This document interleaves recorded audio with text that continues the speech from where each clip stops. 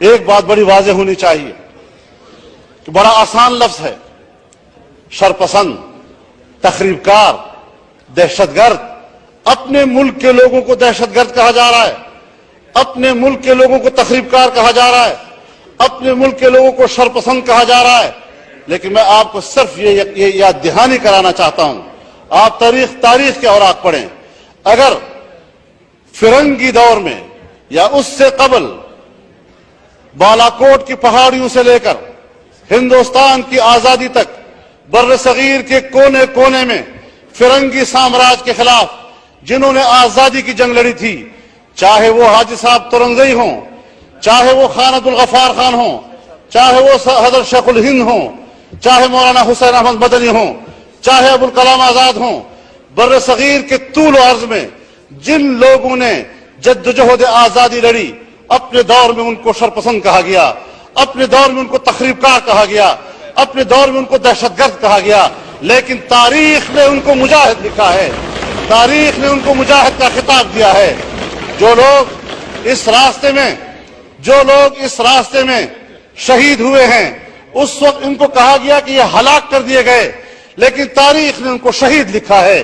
آج آپ ان لوگوں کو ہزار دہشت گرد کہیں، آج آپ ان کو ہزار تخریب کار کہیں، آج ہزار ان کو آپ شرپسند کہیں، لیکن تاریخ ان کو مجاہد لکھے گی۔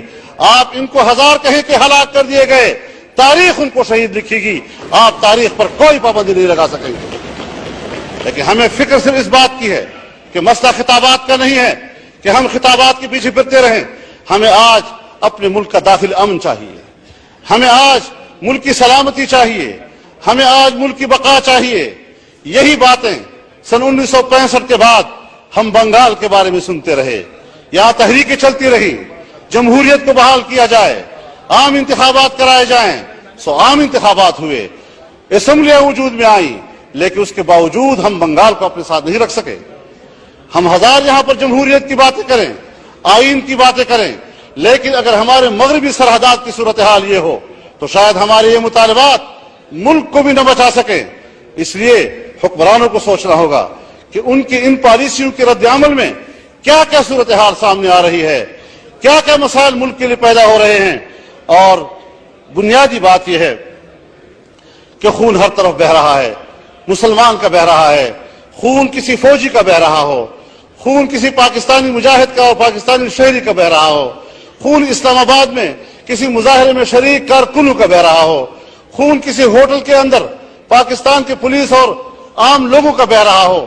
یہ پاکستانی کا خون ہے، پاکستانی کا خون بہے گا، امریکہ کو کوئی فرق نہیں آئے گا، اس کو کوئی تکلیف نہیں ہے۔ مر رہے ہیں تو ہم آپس میں مر رہے ہیں، خون ہے تو ہمارا خون بہ رہا ہے، ملک ہے تو ہماری سرزمین خون آلود ہو رہی ہے، ہمارے ملک کی سرزمین پر آگ لگی ہوئی ہے۔ ہم اپنے ملک کی آگ کو کیوں بجھانے کی نہیں سوچ رہے؟ ہم اپنے ملک کے اس خون خرابے کو کیوں نہیں روک رہے؟